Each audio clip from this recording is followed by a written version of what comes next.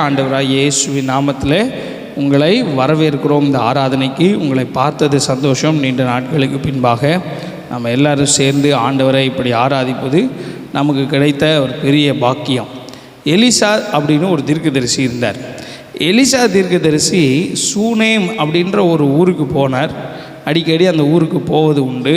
அப்படி போகும்போது அந்த ஊரில் இருந்த ஒரு பணக்கார ஒரு ஸ்திரீ, கனம் பொருந்திய ஸ்திரீ என்ன நினச்சா, இந்த எலிசா தீர்க்கதரிசிக்கு தன் வீட்டுக்கு மேலே ஒரு ரூம் கட்டி, ஒரு மேஜை வைத்து, ஒரு குத்து விளக்கும் வைத்து, ஒரு சேரும் போட்டு, எப்பெல்லாம் நம்ம ஊருக்கு வராரோ அப்போல்லாம் இங்கே வந்து அவர் தங்கிட்டு போட்டோன்னு சொல்லி ஒரு ரூம் கட்டி வச்சான். எலிசா தீர்க்கதரிசி எப்பெல்லாம் வருவாரோ அப்போல்லாம் அந்த வீட்டில் மாடியில் தங்குவது வழக்கம், அவரும் அவருடைய வேலைக்காரனும். இந்த எலிசா தீர்க்கதரிசி என்ன செஞ்சாருன்னா, இந்த வீட்டுக்கு நான் ஏதாயிலும் ஒன்று செய்யணும் அப்படின்னு சொல்லி அந்த வீட்டுக்கு நன்மை செய்ய விரும்பினார். அந்த வீட்டுக்கு நன்மை செய்ய விரும்பி சூனேம் அந்த ஊருக்காரிட்ட கேட்குறா, உனக்கு நான் என்ன செய்யணும்? உனக்காக நான் ராஜாட்ட பேசணுமா, சேனாதிபதிகிட்ட பேசணுமா, யார்கிட்ட பேசணும் அப்படின்னு சொல்லி கேட்ட உடனே அவள் என்ன சொல்கிறா, 4ஆம் அதிகாரத்தில் இப்படி எழுதியிருக்கு 13வது வசனத்தில், அவன் கேயாசியை பார்த்து, இதோ இப்படிப்பட்ட சகல சலக்கரணையோடும் எங்களை விசாரித்து வருகிறாயே, உனக்கு நான் என்ன செய்ய வேண்டும்? ராஜாவினிடத்திலாவது சேனாதிபதியினிடத்திலாவது உனக்காக பேச வேண்டிய காரியம் உண்டோ என்று அவளை கேள் என்றான். அதற்கு அவள், என் ஜனத்தின் நடுவே நான் எப்படி இருக்கிறேன்? சுகமாக இருக்கிறேன், எனக்கு ஒரு குறைவும் இல்லை அப்படின்னு சொல்லுகிறாள். இன்றைக்கி நான் என்ன பேச போகிறேன் தெரியுமா? ஆண்டவர் உங்களுக்கு கொடுக்கிற வாக்குத்தத்தங்களை நீங்கள் புதைத்து விடாதிருங்கள். ஆண்டவர் உங்களுக்கு என்னெல்லாம் வாக்குத்தத்தம் கொடுத்தாரோ, வார்த்தைகளை கொடுத்தாரோ, அந்த வார்த்தைகளையும் வாக்குத்தத்தங்களையும் புதைத்து விடாதிருங்கள். இவட்ட கேட்குற, உனக்கு ஏதாச்சும் செய்யணுமா அப்படி சொல்லி கேட்டால், எனக்கு எதுவுமே வேண்டாம், எனக்கு எல்லாமே இருக்குது அப்படின்னு சொன்ன உடனே வேலைக்காரனை பார்த்து எலிசா தீர்க்கதரிசி சொல்கிறாரு, என்ன சொல்கிறாரு, அவள் வீட்டில் ஏதாச்சும் குறை இருக்கான்னு நல்லா பாரு அப்படின்னா, அந்த வேலைக்காரன் சொல்கிறான், இவளுக்கு பிள்ளை இல்லை, அவளுடைய கணவனும் எப்படிப்பட்டவன்? வயது சென்றவன், வயது முதிர்ந்தவனாக இருக்கிறான், குழந்தை இல்லை அப்படின்னு சொன்ன உடனே அவளை மேலே கூட்டுவா அப்படின்றாரு. மேலே வீட்டுக்கு போகிறா. மேலே ரூமுக்கு போகும்போது அவள் வாசப்படியில் நிற்கிறா. இவர் உள்ளேருந்து சொல்கிறாரு, அடுத்த வருஷத்தில் நான் வருவேன், ஒரு உற்பத்தி கால திட்டத்தில் அப்படின்னா 10 மாதம் கழித்து உன் கையில் ஒரு குமாரன் இருப்பான் அப்படின்னு சொல்லி வாக்குத்தத்தம் கொடுக்காரு. வாக்குத்தத்தம் கொடுத்தோடனே அவள் சொல்கிறா, எனக்கு நீங்கள் அபத்தம் சொல்லாதீங்க, ஏன்னா என் வீட்டுக்காரருக்கு வயது ஆகிவிட்டது அப்படின்னு சொல்லுகிறார். நிறையா நேரம் நீங்களும் நான் என்ன செய்யணும் தெரியுமா? சூழ்நிலையை பார்த்து, ஆண்டவரே எனக்கு இதெல்லாம் வேணாம் ஆண்டவரே அப்படின்னு சொல்லிடுறோம். ஆனால் ஆண்டவர் இவளுக்கு வாக்குத்தத்தம் கொடுக்குறார். அடுத்த வருஷம் நான் வரும்போது உனக்கு குழந்தை இருக்கும், ஒரு உற்பத்தி கால திட்டத்தில். அந்த குழந்தைய ஆண்டவர் கொடுத்துட்டாரு. குழந்தை வளர்ந்துருச்சு. கொஞ்சம் வளர்ந்து பெரிய பிள்ளை ஆனதுக்கப்புறம் அந்த வசனம் 18ஆம் வசனம் அப்படி தான் சொல்லுது, அந்த பிள்ளை வளர்ந்தான், கொஞ்சம் பெரிய பையனாயிட்டான். அப்பா எங்கே இருக்கார்? அப்பா வயக்காட்டில் வேலை பார்க்காரு. அப்பாவுக்கு சாப்பாடு கொடுக்குற அளவுக்கு வளர்ந்துட்டான். கவனிங்க, இப்போ ஜோஸ்வின் அளவுக்கு வளர்ந்துருப்பான். ஒரு 13 வயசு 14 வயசு ஆகிடுச்சு. நல்லா விளையாடுற பிள்ளை. அவனுக்கு போய் தாத்தாவுக்கு சாப்பாடு கொடுத்துட்டு வாடான்னா போயிட்டு வந்துடுவான், டீ கொடுத்துட்டு வான்னா போயிட்டு வந்துடுவான். ஒவ்வொரு நேரம் வேலையை காட்டிடுவான், அது வேறு விஷயம். ஏன்னா அதை மாதிரி நல்லா வளர்ந்துட்டான். வளர்ந்த பிள்ளை அப்பா இருக்கிற வயக்காட்டுக்கு போயிட்டு வரும்போது அந்த வசனத்தில் சொல்லுது, அவன் அப்பாட்ட சொல்கிறான், எனக்கு தலை வலிக்குது, பயங்கரமாக தலை வலிக்குது அப்படின்ன உடனே அப்பா என்ன செய்கிறாரு, இவனை வேலைக்காரன்ட்ட சொல்லி அவங்க அம்மாக்கிட்ட கொண்டு போய் விடு அப்படின்றாரு. வீட்டுக்கு அவங்க அம்மாக்கிட்ட கொண்டு போய் விடுகிறான். 20வது வசனத்தை பாருங்கள். அவனை எடுத்து அவன் தாயினிடத்தில் கொண்டு போன போது அவன் மத்தியானம் மட்டும் அவள் மடியில் இருந்து, கவனிங்க, இங்கே தான் முக்கியமான நேரம், மத்தியானம் மட்டும் அவள் மடியில் இருக்கிறது இந்த குழந்தை. இந்த குழந்தையை இவ கேட்டாளா? ஆண்டவராக கொடுத்தார். ஆண்டவராக தானே கொடுத்தாரு. நீ எனக்கு நன்மை செய்கிறாய், அதனால் நான் உனக்கு ஒரு குழந்தை தரப்போகிறேன், ஒரு வாக்குத்தத்தம் தரப்போகிறேன் அப்படி சொல்லி வாக்குத்தத்தத்தை ஆண்டவரே கொடுத்தாரு. கொடுத்த வாக்குத்தத்தம் நாள் ஆக ஆக ஏதோ ஒரு விதத்தில் செத்து போய்விட்டது. இப்படி சொல்லுகிறேன், மடியிலேயே செத்து போய்விட்டது. கையில் தான் இருக்குது, மத்தியானம் மட்டும் கையில் இருந்து செத்து போய்விட்டது. செத்த பிரேதத்தை என்ன செய்வார்கள்? நேற்றைக்கு இங்கே ஒரு மரணம், மரித்த பிரேதத்தை என்ன செய்வார்கள்? அடுத்த காரியம் வீட்டில் எல்லாத்துக்கும் சொல்லுவாங்க, அடக்கம் பண்ணுவாங்க, அழுவாங்க. பெண்களாக இருந்தால் இப்போ குழந்தை செத்துருச்சு அப்படின்னா எப்படி இருக்கும்? பிள்ளைக்கு மடியிலே செத்து போயிடுச்சு. பெற்ற தாய்க்குடைய மனசு எப்படி இருக்கும்? ஆனால் அவள் என்ன செய்தால் தெரியுமா? கொஞ்சம் வித்தியாசமாக செயல்பட்டாள். நீங்களும் நானுமா இருந்தால் என்ன செய்வோம்? வேகமாக ஃபோன் பண்ணுவோம், ஹாஸ்பிட்டல் எடுத்துகிட்டு போவோம், இல்லை அடக்கத்துக்குரிய காரியங்களை பார்ப்போம். ஆனால் இவ்வளோ அப்படி செய்யவில்லை. இந்த வசனங்களை நான் வாசிக்கும்போது எனக்கு இந்த வாரம் ரொம்ப ஆறுதலாக இருந்தது. அதிலிருந்து சில காரியங்களை நான் கற்றுக்கொண்டேன், உங்களுக்கும் கற்றுத்தர விரும்புகிறேன். உங்களுக்கு கிடைத்த வாக்குத்தத்தத்தை நீங்களும் மண்ணிலே புதைத்து விடாதிருங்கள். செத்து போயிருச்சு ஆண்டவரே அந்த வாக்குத்தத்தம், இனிமேல் இந்த வாக்குத்தத்தத்துக்கு என்ன பிரயோஜனம், இந்த வாக்குத்தத்தத்தை வச்சு எனக்கு என்ன பிரயோஜனம் அப்படின்னு சொல்லி நினைக்காதீங்க. அவள் என்ன செய்கிறா தெரியுமா? முதல் காரியம் வாசியுங்கள். வாக்குத்தத்தத்தை புதைக்காமல் இருக்கணும்னா 21வது வசனத்தில் எழுதப்பட்டிருக்கிறது. அப்பொழுது அவள் ஏறி போய் அவனை தேவனுடைய மனுஷன் கட்டிலின் மேல் வைத்து அவன் வைக்கப்பட்ட அறையின் கதவை பூட்டி கொண்டு போய், கவனிங்களேன், இந்த குழந்தை செத்த உடனே குழந்தைய வச்சு அழுகாமல் கீழே போடாமல் அந்த குழந்தைய தூக்கிட்டு போய் மேல் வீட்டு அறையில் எந்த இடத்துல அந்த பாஸ்டர் வந்து தங்குவாரோ அங்கே போட்டு கதவை பூட்டுகிறார். கவனிங்க, இது எதை காட்டுகிறது தெரியுமா? உங்களுக்கு பிரச்சனை வரும்போது நீங்கள் வந்து பிரச்சனையினாலே அடிக்கப்படும் போது, பிரச்சனையினாலே நொறுக்கப்படும் போது நீங்கள் அந்த பிரச்சனையை பார்த்து அப்படியே சோர்ந்து போய் மூளையில் உட்காராதீங்க. அந்த பிரச்சனையை அப்படியே கொண்டு போய் தேவனிடத்தில் தெரியப்படுத்துங்கள். ஆமேன்னு சொல்லுங்களேன். அதனால தான் பிலிப்பியர் புத்தகம் 4ஆம் அதிகாரம் 6வது வசனம் சொல்லுகிறது, நீங்கள் ஒன்றுக்கும் கவலைப்படாமல் எல்லாவற்றை குறித்து ஸ்தோத்திரத்தோடு உங்கள் தேவனுக்கு தெரியப்படுத்துங்கள். இவன் என்ன செய்கிறான்? இந்த குழந்தைய எடுத்துகிட்டு போய், ஆண்டவரே செத்து போயிடுச்சு, இவளுக்கு தெரியும் நல்லா செத்து போயிடுச்சு. இப்போ இன்னும் யாருக்கும் தெரியாது, வீட்டுக்காரங்களுக்கு தெரியாது, ஓனருக்கு தெரியாது, ஹஸ்பண்டுக்கு தெரியாது, வேலைக்காரங்களுக்கு தெரியாது. இந்த குழந்தைய அப்படியே மேலே கொண்டு போய் தேவ மனுஷன் இருக்கிற இடத்துல வைத்து விட்டு அவள் ஒரு சில காரியங்களை செய்கிற, கதவை பூட்டுகிறார். நான் உங்களுக்கு சொல்லுகிறேன், வாக்குத்தத்தம் எப்பொழுது செத்துருச்சுன்னு நினைக்கிறீங்களோ அப்போது வாக்குத்தத்தத்தை ஆண்டவருக்கு ஞாபகப்படுத்துங்க. ஆண்டவருக்கு என்ன செய்யுங்க? ஞாபகப்படுத்துங்க, தேவனுக்கு ஞாபகப்படுத்துங்க. ஏன் ஆபிரகாம் சொன்னார், ஆண்டவரே நீங்கள் வாக்குத்தத்தம் கொடுத்து 25 வருஷம் ஆச்சு, ஆண்டவரே இன்னும் அந்த வாக்குத்தத்தம் உயிரோடு தான் இருக்குதா, எனக்கு ஏதாச்சும் ஞாபகப்படுத்துங்க அப்படின்னு சொல்லும்போது ஆண்டவர் திரும்ப வந்து வாக்குத்தத்தத்தை கன்ஃபார்ம் பண்ணுகிறார். நான் உங்களை பார்த்து என்கரேஜ் பண்ணுகிறேன், உங்களுடைய வாக்குத்தத்தங்களை ஆண்டவருக்கு தெரியப்படுத்துங்க. எதில் தெரியுமா பவர்? எல்லார் கையிலையும் பைபிள் இருக்குது, ஃபோனில் பைபிள் இருக்குது. பைபிள் வச்சுருந்தாப்புல பவர் கிடையாது. இந்த பைபிள் வசனத்தை நம்ம வாயில் வச்சு நாம் அறிக்கை பண்ணணும். ஆமேன்னு சொல்லுங்களேன். இந்த வசனத்தை வச்சு விசுவாசித்து அறிக்கை பண்ணணும். விசுவாசியாமல் இருந்தால் கெட்டு போயிருப்பேன் அப்படின்னு வசனம் சொல்லுது. விசுவாசம் இல்லாமல் அறிக்கை பண்ணக்கூடாது. ஆனால் மந்திரவாதி மாதிரி அறிக்கை பண்ணக்கூடாது, அப்படிலாம் பண்ணக்கூடாது. விசுவாசத்தோடு நான் உன்னை ஆசீர்வதிக்கவே ஆசீர்வதித்து உன்னை பெருகவே பெருக பண்ணுவேன். ஆண்டவர் சொன்ன வாக்குத்தத்தத்தை டெய்லி ஒரு 10 வாக்குத்தத்தமாச்சும் உங்கள் வாயினால் சொல்லிடணும். ஆமேன்னு சொல்லுங்களேன். பைபிளை திறந்து என்னெல்லாம் உங்களுக்கு பிடிச்ச வசனமாகவே இருக்கட்டுமே, பரவாயில்ல, பெருகவே பெருக பண்ணுவேன், உன் களஞ்சியம் நிரம்பி இருக்கும், உன்னுடைய மாப்பு செய்கிற தொட்டி நிரம்பி இருக்கும், அதெல்லாம் சொல்லுங்கள். வாயை திறந்து நீங்கள் சொல்லும்போது அந்த வார்த்தை கிரியை செய்ய ஆரம்பிக்கும். அறிஞர்கள் சொல்கிறாங்க, நாம் பேசுகிற வார்த்தையின் சத்தம் இந்த யூனிவர்ஸில் அப்படியே இருக்குமா, அதை யாருமே அழிக்க முடியாது.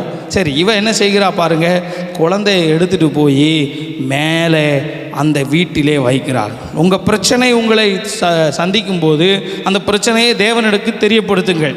அதை குறித்து கவலைப்படாதீங்க.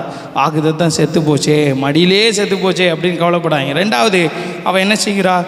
தன் புருஷனிடத்தில் ஆள் அனுப்பி, நான் சீக்கிரமாய் தேவனுடைய மனுஷன் இருக்கும் இடம் மட்டும் போய் வரும்படிக்கு ஒரு வேலைக்காரர் ஒருவனையும் ஒரு கழுதையும் எனக்கு அனுப்ப வேண்டும் என்று சொல்ல சொன்னான். குழந்தை உடம்பு சரியில்லாமல் இருக்குது, அப்பாவுக்கு உடம்பு சரியில்லைன்னு தான் தெரியும், செத்துருச்சுன்னு தெரியாது. இவன் சொல்கிறா, வேகமாக சொல்கிறா, ஒரு வேலைக்காரனை அனுப்புங்க, ஒரு கழுதையும் அனுப்புங்க. நான் இப்போ என்ன செய்ய வேண்டும் தெரியுமா? சீக்கிரமாய் போக வேண்டும். அந்த வசனம் அப்படி தான் சொல்லுது. 22வது வசனம் சொல்லுது, நான் சீக்கிரமாய் போக வேண்டும். நீங்கள் உங்கள் வாக்குத்தத்தம் மறிக்கும்போது சரி நாளைக்கு ஜோம் பண்ணிக்கிடுவோம் அப்படின்னு விடக்கூடாது. உடனே வேலை செய்ய ஆரம்பிக்க வேண்டும். சீக்கிரமாக நான் போகணும், சீக்கிரமாக ஆண்டவர்கிட்ட சொல்லணும். தமிழில் சொல்லுவாங்கள்ல, உடுக்கை இழந்தால் கை போல ஆங்கே இடுக்கண் கலைமாம் நட்பு. அதாவது ட்ரெஸ்ஸு விலகிட்டால் டக்குன்னு போய் கை பிடிக்குதில்ல, அது மாதிரி பிரச்சனைன்னு தெரிஞ்ச உடனே இயேசுவேன்னு கூப்பிட ஆரம்பிச்சிடணும். ஆமேன்னு சொல்லுங்களேன். சீஷர்கள் என்ன செஞ்சாங்க தெரியுமா? தண்ணி கப்பலுக்குள்ளே வந்துருச்சு, படகுக்குள்ளே வந்துருச்சு. வந்ததுக்கப்புறம் இவர்கள் எவ்வளவோ தண்டு வலித்தார்கள், ஒன்றும் நடக்கலை. முதல்ல நம்ம ட்ரை பண்ணுறதெல்லாம் ட்ரை பண்ணி பார்ப்போம், முடியலை. அதுக்கப்புறம் கடைசியாக போய் இயேசுவே, இயேசு ஐயரே, நாங்கள் மடிந்து போகிறது உமக்கு கவலை இல்லையா?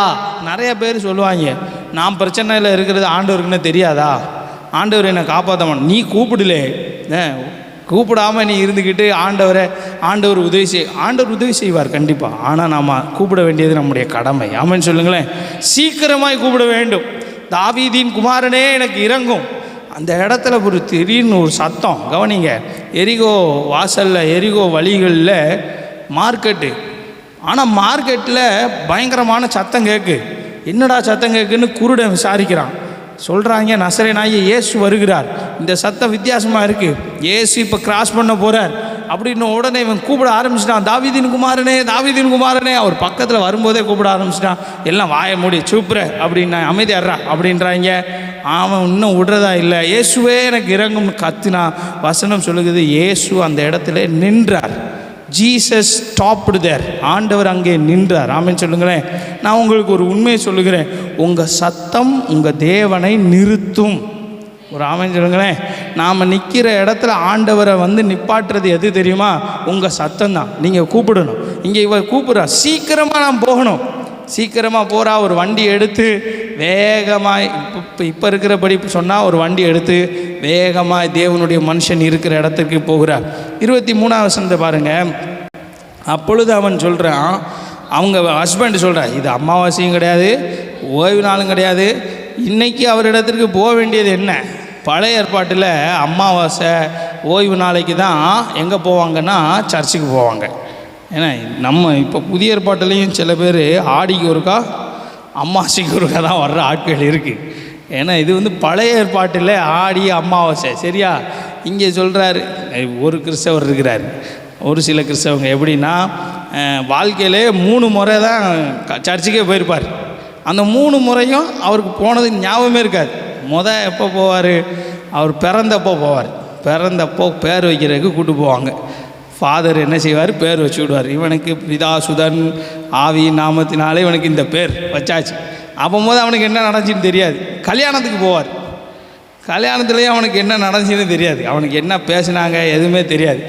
செத்ததுக்கப்புறம் போவார் சர்ச்சுக்கு, அப்பவும் தெரியாது. அப்படி இருக்கக்கூடாது, சரியா? ஆர்சி கிறிஸ்தவங்களை சொல்கிறேன், சரியா? இன்னும் நம்ம வழக்கப்படி நம்ம பெண்டிகாஸ்டல்லையும் சில பேர் இருப்பாங்க, ஞாயிற்றுக்கிழமை மட்டும்தான் சர்ச்சுக்கு. அதுவுமே போவோம் 8 மணிக்கு ஆராதனை, 7:55க்கு போயிடுவோம். அப்படி சொல்லி போகக்கூடாது. ஏன்னா இவன் என்ன செய்கிறா தெரியுமா? அமாவாசையும் கிடையாது, ஓய்வு நாளும் கிடையாது. அடுத்த வசனம் என்ன போட்டிருக்கிறது? அந்த வசனத்தில் பாருங்கள். போக வேண்டியது என்ன என்று கேட்க சொன்னான். அதற்கு அவள், எல்லாம் சரிதான், நான் போக வேண்டும். ஆமென் சொல்லுங்களேன். ஏங்க, உங்கள் பிரச்சனை உங்களுக்கு தலைக்கு மேலே இருக்கும்போது நீங்கள் அமாவாசையும் பார்க்கக்கூடாது, ஓய்வு நாளையும் பார்க்கக்கூடாது. இப்போ நீங்கள் போய் ஆண்டவரை பிடிக்கணும். ஆமென் சொல்லுங்களேன். ஞாயிற்றுக்கிழமை வரைக்கும் காத்திருப்போம். ஞாயிற்றுக்கிழமை ஏசுப்பா ஏதாச்சும் உதவி செய்வார், அதுக்கப்புறம் போய் சர்ச்சில் போய் சொல்லிக்கிறோம். அப்படி இருக்கக்கூடாது. என்றைக்கு உங்களுக்கு பிரச்சனை வருகிறதோ, உங்கள் படகை பிரச்சனை தாக்குகிறதோ, உடனே நீங்கள் என்ன செய்ய வேண்டும் தெரியுமா? ஆண்டவருடைய சமூகத்துக்கு ஓடி போக வேண்டும். ஆமென் சொல்லுங்களேன். அடுத்து 24வது வசனத்தை பாருங்கள். கழுதையின் மேல் சேணம் வைத்து ஏறி தன் வேலைக்காரனை நோக்கி, இதை ஓட்டி கொண்டு போ, நான் வழியில் சொல்கிற வரைக்கும் இதை என்ன செய்யக்கூடாது? நிறுத்தாதே, எங்கேயும் நிற்காதே. அதாவது போக வேண்டிய இடத்திற்கு போய் சேரும் வரைக்கும் அவள் தன்னுடைய ஓட்டத்தை நிறுத்தவே இல்லை. ஆமென் சொல்லுங்களேன். கர்மேல் பர்வதத்துக்கு வந்துட்டா. இங்கே எலிசா தீர்க்கதரிசி இருக்கிற இடத்துக்கு வந்துட்டா. எலிசா தூரத்திலேயே அவளை பார்த்துட்டார். பார்த்தோன்னே வேலைக்காரன்ட்ட சொல்கிறாரு, நீ போய் என்ன செய், அவட்ட கேளு. என்ன கேளு? நீ நல்லா இருக்கியா? உன் வீட்டுக்காரர் நல்லா இருக்காரா? உன் பிள்ளை நல்லா இருக்கானா அப்படின்னு கேளு அப்படின்னு இவன்ட்ட சொல்லிக்கிட்டு இருக்காரு. அங்கேருந்து பதில் வருது, எல்லாம் நல்லா தான் இருக்காங்க. இங்கே அவர் கேட்டுக்கிட்டு இருக்காரு. வசனத்தை பாருங்கள், 25 பாருங்களேன். 26ல், நீ அவளுக்கு எதிர்கொண்டு ஓடி, நீ சுகமாக இருக்கிறாயா, உன் புருஷன் சுகமாக இருக்கிறானா, அந்த பிள்ளை சுகமாக இருக்கிறதா என்று அவளிடத்தில் கேள் என்றான். அங்கேருந்து சத்தம் வருது, அவள் எல்லாம் சுகம்தான், எல்லாம் சுகம்தான். அவளுடைய பாசிட்டிவ் கன்ஃபெஷன் பாருங்களேன். அவளுடைய ஆனால் அந்த பிள்ளை எப்படி இருக்குது, செத்து போச்சு, பிள்ளை செத்து போச்சு. அவள் சொல்கிறா எல்லாம் சுகம்தான். நம்மளும் சில நேரங்களில் ஆண்டவருடைய வார்த்தைகள் நம்முடைய வாழ்க்கையில் நிறைவேறாத போது நாம் இப்படி சொல்லிடுறோம். ஒரு சிலர் சொல்கிறாங்க வாழ்க்கையில் அவங்களுக்கு இருக்கிற பிரச்சனையினால் கடவுளே கிடையாது அப்படின்னு சொல்கிறாங்க. வசனம் சொல்லுது, தேவன் இல்லை என்று மதியீனன் சொன்னான். மதியீனனுடைய முதுகுக்கு என்ன தெரியுமா ஏற்றது, பெரம்பு.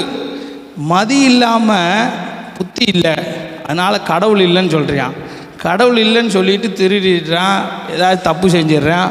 கடவுள்லாம் இல்லைங்க, கடவுள்னு ஒரு கேரக்டரே கிடையாது. மதியீனன் அப்படி மதியீனனாக போயிட்டான். தப்பு செஞ்சு மாட்டிக்கிட்டு முதுகில் அடி வாங்கின உடனே இந்த கடவுளை இருக்காரா இல்லையா, நீ செஞ்சது தப்பு. மதியனுடைய முதுகுக்கு பிரம்பு தான் ஏற்றது. அந்த வசனத்தில் அவள் என்ன சொல்கிறா தெரியுமா, ஆண்டவரே நீர் எனக்கு அற்புதம் செய்ய வேண்டும். 27 பாருங்கள், நம்ம வாசி நம்ம முடிக்க இருக்கிறோம். பர்வதத்தில் இருக்கிற தேவனுடைய மனுஷனிடத்தில் வந்து அவன் காலை பிடித்து கொண்டான். அப்பொழுது கேயாசி அவளை விலக்கிவிட வந்தான். தேவனுடைய மனுஷன் அவளை தடுக்காது, அவள் ஆத்துமா துக்கமாக இருக்கிறது, கர்த்தர் அதை எனக்கு அறிவியாமல் மறைத்தார். கவனிங்களேன், இவளுடைய தொடர்ந்து முயற்சியை பாருங்கள். முதல்ல என்ன செஞ்சா, அந்த குழந்தைய கொண்டு போய் மேலே போட்டு ஜெபம் பண்ணா, மேலே வச்சிட்டா. அதுக்கப்புறம் சீக்கிரமாக போகணுன்னு நினச்சா, வழியில் எங்கேயும் நிப்பாட்டாத அப்படின்னு சொன்னா, பாசிட்டிவாக பேசுகிறா. இப்போ என்ன சொல்கிறா தெரியுமா, நான் உங்கள் காலை விடவே மாட்டேன். ஆமேன்னு சொல்லுங்களேன். ஆண்டவருடைய காலை பிடித்துக்கொள்ளும். இங்கே தேவனுடைய மனுஷனுடைய காலை பிடிச்சிக்கிட்டான்னு வசனம் சொல்லுது. அது பழைய ஏற்பாட்டில், சரியா? இப்போ போய் நீங்கள் எந்த பாஸ்ட் காலையும் பிடிச்சிடாதீங்க. காலை பிடிச்சிங்கன்னா அடிமை சிக்கிட்டாண்டா அப்படின்னு நினைப்பாங்க. யார் காலையும் பிடிக்கக்கூடாது. நாம் பிடிக்க வேண்டிய கால் யார் கால், இயேசுவோட காலை தான் பிடிக்கணும். சில பாஸ்டர்ஸுக்கும் இதுதான் விருப்பம். இதெல்லாம் கண்டிப்பாக போடு, எடிட்டே பண்ணாத. சில பாஸ்டர்ஸுக்கு எதுதான் விருப்பம் தெரியுமா, இவன் என் காலை பிடிக்கணும் அப்படின்னு தான் விருப்பம். அப்படிலாம் இருக்கக்கூடாது. நம்ம பிடிக்க வேண்டியது இயேசுவின் காலை. இயேசுவின் பாதத்தை பிடித்து கொண்டாள் ஒருத்தி. வசனம் சொல்லுது, அவள் பாவியான ஸ்திரீ. இந்த ஊர் முழுவதும் அவளை பாவின்னு சொன்னாங்க. இயேசுவின் பாதத்தை பிடித்து கண்ணீரினால் அவள் பாதத்தை கழுவி தன் தலைமயிரினால் அதை துடைத்து தன் வாயினால் முத்தம் செய்தாள். அநேக முத்தம் செய்தாள். ஆண்டவருடைய பாதத்தை பிடிச்சா போதும், நாம் என்ன செஞ்சிடலாம், பரலோகம் போயிடலாம். ஆமேன்னு சொல்லுங்களேன். ஆட்டோவில் எழுதிருந்துச்சு, இன்னொருத்தனை நம்பி வாழ்கிறத விட, மகனேன்னு வாழ்கிறத விட சிவனேன்னு வாழ்ந்துடலாமா. சிரிக்காப்பாரு சுந்தர். நம்ம இயேசுடைய காலை பிடிக்கணும். ஆமேன்னு சொல்லுங்களேன். தேவனுடைய காலை பிடித்தால் நமக்கு நன்மை உண்டு. அந்த வசனம் சொல்லுகிறது. நான் சொல்கிற வசனத்தை மட்டும் சொல்லி முடிக்க போகிறேன். 36 மட்டும் வாசிங்கள். 36 பாருங்கள். அதுக்கடுத்து நடந்த வீட்டில் போய் வாசிக்கோங்க.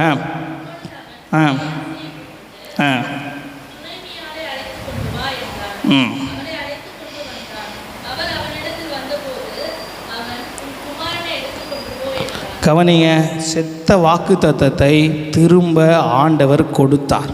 ஆமென் சொல்லுங்களேன். உயிரோடு கொடுத்தார். அந்த வாக்குத்தத்தம் தேவன் தான் கொடுத்தார். இவ கேட்டு கொடுக்கல. வாக்குத்தத்தம் என்றைக்குமே நாம் கேட்டு கிடைப்பதல்ல, ஆண்டவராக கொடுப்பது. கொடுத்த வாக்குத்தத்தம் கையிலேயே செத்து போயிடுச்சு. என்ன ஆண்டவரே செய்ய? ஒன்றும் பிரச்சனை இல்லை, யார்ட்டையுமே சொல்லாத. செத்துருச்சா, மேல் வீட்டு அறைக்கு கொண்டு வா, மேலே கொண்டு வா, மேலே வைத்து விடு. சீக்கிரமாய் ஜெபிக்க ஆரம்பி. கர்த்தரின் காலை பிடித்துக்கொள், திரும்ப அதற்குள்ளே உயிர் வரும். ஆமென் சொல்லுங்களேன்.